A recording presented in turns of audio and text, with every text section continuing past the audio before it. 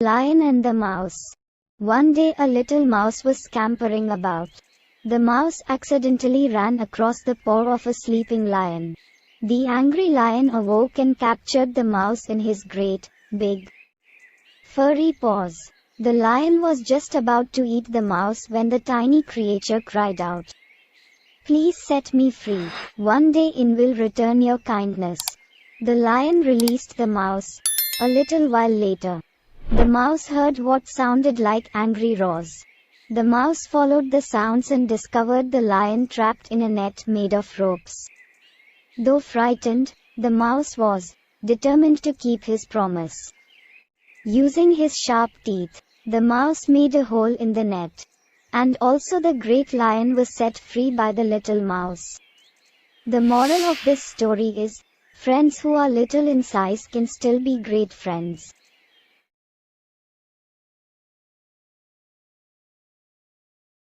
The City Mouse and the Country Mouse. One beautiful summer's day, the city mouse went to visit his cousin the country mouse. The country mouse had a humble home. He ate plain food like corn and peas. The city mouse was not impressed. "No, sir, cousin, come with me to the wonderful city," said the city mouse. The country mouse agreed, and they set off together. "Oh meal," said the country mouse when he saw his cousin's grand home. "A feast awaits us," sold the city mouse proudly. The cousins secretly began to eat wonderful delicious foods like ham and chocolate cake. Suddenly, they heard noises. A cat with sharp claws appeared just in time. The mice escaped inside a small hole in the wall. The country mouse decided that the city was not for him. He made his way back to his simple home where he was safe and happy. The moral of the story is there's no place like home.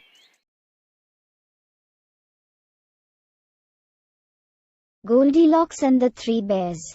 One morning, Papa Bear made some steaming hot porridge for his family. He poured his porridge into a big bowl. He poured Mama Bear's porridge into a middle-sized bowl. Finally, he poured Baby Bear's porridge into a tiny bowl. While the porridge cooled, the three bears went for a walk in the forest. That very same morning, a little girl named Goldilocks had also gone for a walk in the forest. However, Goldilocks lost her way and came upon the bear's cozy cottage. Goldilocks was hungry. She stepped inside the cozy cottage. There, she found the 3 bowls of porridge. Goldilocks tasted the porridge in the big bowl too hot, else she tasted the porridge in the middle-sized bowl too cold. Then she tasted the porridge in the tiny bowl. It was just right, so she gobbled it all up. Goldilocks began to feel tired. She looked around and saw 3 chairs. She tried sitting in the big chair. It was too hard. Ouch! She tried sitting in the middle-sized chair. It was too soft. Plop! She sat down in the tiny chair. It was just right. But, suddenly the chair broke on. Goldilocks fell to the floor. Crash! Goldilocks went upstairs and found 3 beds. She was still tired, so she tried the big bed. It was too smooth. She tried the middle-sized bed. It was too lumpy. She tried the tiny bed. It was just right. Goldilocks fell fast asleep. While Goldilocks was sleeping, the bears returned home. They saw that someone had been eating their porridge. They saw that someone had been sitting in their chairs. Baby Bear said, "Someone has been sitting in my chair and has broken it all to pieces." The bears went upstairs and discovered that someone had been sleeping in their beds. Baby Bear said, "Someone has been sleeping in my bed and here she is." Goldilocks was startled when she woke up and saw the bears. Goldilocks ran out of the cozy cottage as fast as she could. The 3 bears never saw or heard from her again. The Gingerbread Man. One day, a little old woman decided to make a delicious gingerbread man cookie. She put the cookie dough on a cookie sheet and baked it in the oven. To her surprise, When she opened the oven, the gingerbread man jumped out. The gingerbread man ran out of the house. The little old woman and her husband ran as fast as they could, but they could not catch the gingerbread man. A cow grazing in a field sniffed the air. The smell of ginger made the cow want to eat the gingerbread man. Then cow could not catch the gingerbread man either. A cat sleeping in the warm sunshine thought that the gingerbread man would make a tasty treat. Not even the cat could catch the gingerbread man. Then the gingerbread man met a clever fox. The fox pretended that he was not hungry and therefore did not want to catch the gingerbread man. The clever fox said that he would be happy to help the gingerbread man cross the river as they were crossing the river. The fox said, "The water is getting deeper. You should ride on my head."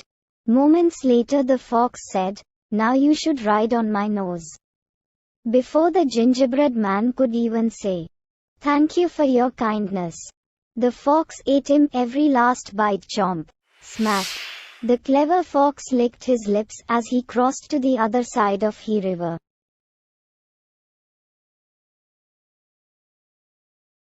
The shoemaker and the elves.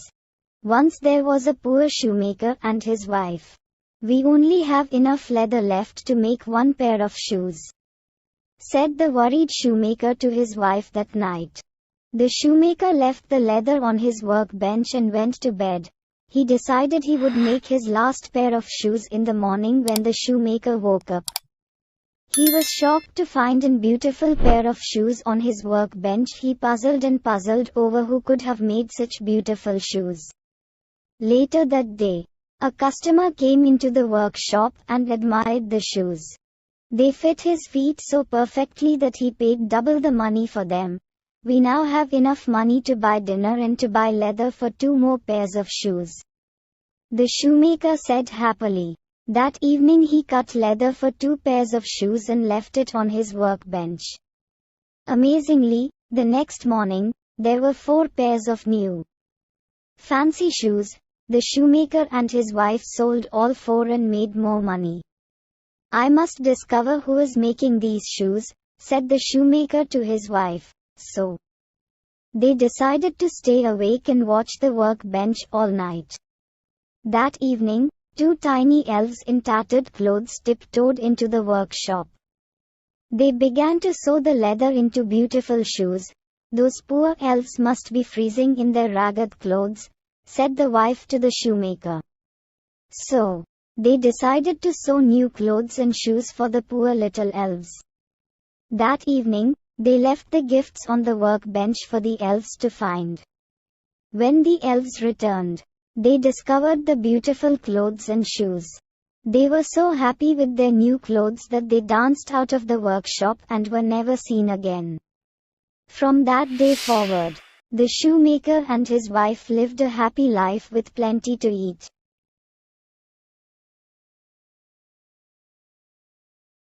The Little Red Hen. There once was a little red hen who lived with her friends on a farm. She was not a lazy hen. She worked harder than all of the other animals. The little red hen wanted to plant some grains of wheat. She asked for help, but her friends refused. So she planted the grains herself. In the summertime, the wonderful golden wheat was ready to be harvested. Once again, with no one to help her, the little red hen did all the work. The little red hen had to grind the wheat into flour. As usual, her friends did not want to do any hard work. So the little red hen ground the flour herself. The little red hen used the flour to make bread dough. With no one to help her, she kneaded the dough all by herself. The little red hen's friends had completely abandoned her. So she baked the bread all by herself. When the smell of freshly baked bread rose up into the air, the little red hen's friends appeared. They were willing to help eat the bread, but the little red hen ate it all by herself. She had done all the work. Thumbelina. Once upon a time, There was a woman who was very sad because she did not have any children. One day, she planted a magical seed. That night, the seed grew into a flowering plant.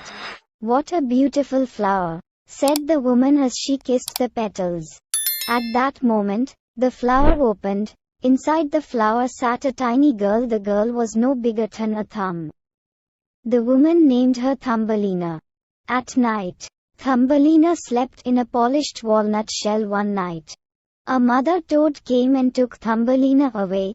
The mother toad wanted Thumbelina to marry her son. The mother toad and her son placed Thumbelina on a water lily leaf in the river. Then they set off to plan the wedding. Thumbelina was very sad. She began to cry. A fish heard Thumbelina's sobs. It nibbled on the stem of the lily pad until the leaf broke free. Thumbelina floated down the river. Summer disappeared, and winter came. Thumbelina was cold. A field mouse took pity on her. "My dear, you must come home with me," the field mouse said. Thumbelina spent the rest of the winter in the mouse's snug burrow. They became good friends. In a burrow nearby lived Mr. Mole. He liked to visit in the evening and hear Thumbelina sing. One evening, while visiting Mr. Mole, Thumbelina found a swallow. The bird was cold and hurt. Thumbelina cared for the swallow and brought him food every day. Mr. Mole had fallen in love with Thumbelina. He wanted to marry her. Thumbelina did not want to marry Mr. Mole. Once again she was very unhappy. One day, the swallow that Thumbelina had cared for came to help her escape.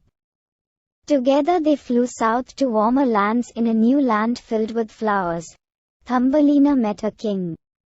He was tiny, too. Thumbelina became the queen. She and the king lived happily ever after.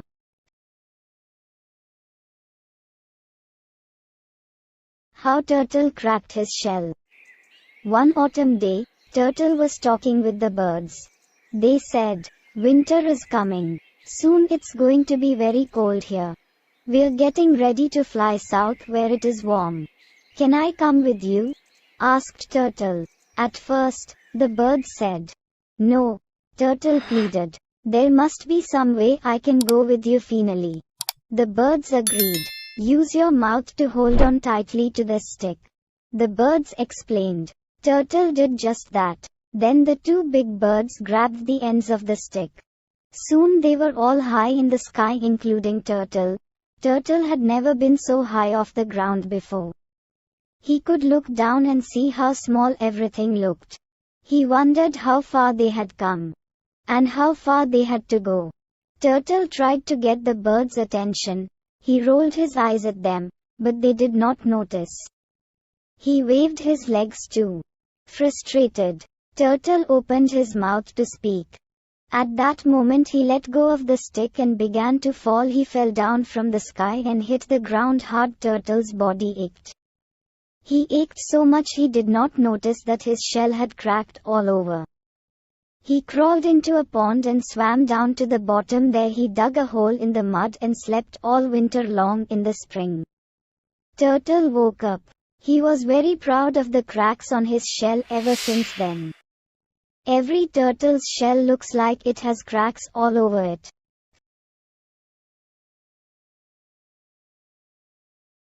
Why flies buzz? One bright, sunny day, a man and his wife went into the jungle to gather food. When they reached a coconut tree, the man took out his knife. The man climbed up the tree to cut down some delicious coconuts. As the man reached for a coconut, a black fly flitted around his face. He tried to swat the fly, and dropped his knife. "Watch out, wife," he cried. The wife jumped out of the way. As she jumped, she kicked a crocodile that was sleeping beneath the tree. The angry crocodile's tail went swackle swack. Swack. Nearby, a jungle bird was looking for bugs to eat. As the crocodile's tail came down, the bird squawked, "Skreel, skreel." Skreel. The bird soared to a branch in a tree and landed right next to a monkey. The monkey was peeling a juicy mango. The monkey, startled by the bird, dropped his mango. It fell on the head of a hippo. Splat, splat, splat. The hippo thought he was being attacked by hunters. He tried to escape. Stomp, stomp, stomp. As he did, he trampled in a bushfowl's nest. The nest was full of eggs. My eggs are all broken, wailed the bushfowl. She began to cry. Sob, sob, sob, l, and there she stayed, beside her nest, for many days and nights. She did not awaken the sun with her familiar call, kark, kark, kark. So the sky remained dark for several days. The jungle animals were worried. They went to talk to the wise lion. The lion gathered all the animals together to find out what had happened.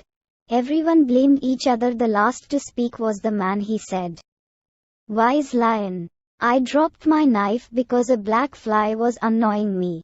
"Aha," said the lion. "Then it is the black fly's fault," said the lion.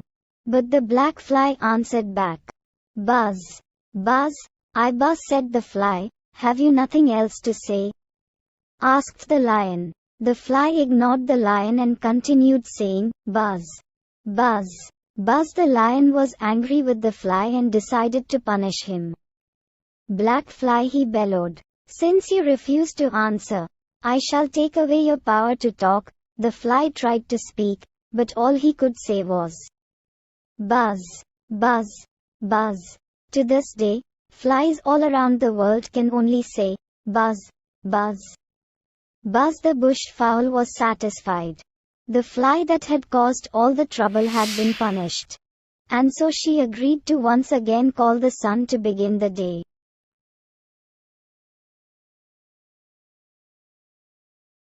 The Three Little Pigs. Once upon a time, there were 3 little pigs. They lived with their mother. One day, Mama Pig said, "You are all grown now. It is time for you to go out into the world and live on your own." The pigs said goodbye and went on their way. The first little pig decided to build a house made out of straw. Before long, he was finished. He had time to relax in the shade. The second little pig built a house made out of sticks. He worked hard, but he still had time to relax in the shade. The third little pig decided to build a house made out of bricks. He worked very, very hard. It took him a long time to finish building his house. He did not have time to rest in the shade. Soon after, a big, bad wolf came along. He saw the first little pig napping in the shade. That little pig would make a tasty bite to eat, thought the big bad wolf to himself. The little pig saw the wolf coming and ran inside his straw house. The wolf said, little pig, let me come in." The little pig replied, "Not by the hair of my chinny chin chin. Then I'll huff, and I'll puff, and blow your house down," said the big bad wolf, and that is what he did. As the straw blew everywhere, the first little pig ran away. The big bad wolf soon came across the second little pig home made of sticks. The big bad wolf knocked on the door and asked to come in. "Not by the hair of my chinny chin chin," said the second little pig. "Then I'll huff, and I'll puff, and I'll blow your house down," replied the wolf. The 2 little pigs ran to their brother's brick house. Right behind them was the wolf. Once again the wolf asked to come inside. "Not by the hair of my chinny chin chin," replied the third little pig. The wolf did not give up. He climbed up onto the roof. He jumped down the chimney. And he fell right into a pot of water that was heating on the fire. That water was so hot that the wolf jumped out and ran away. The 3 little pigs lived happily ever after.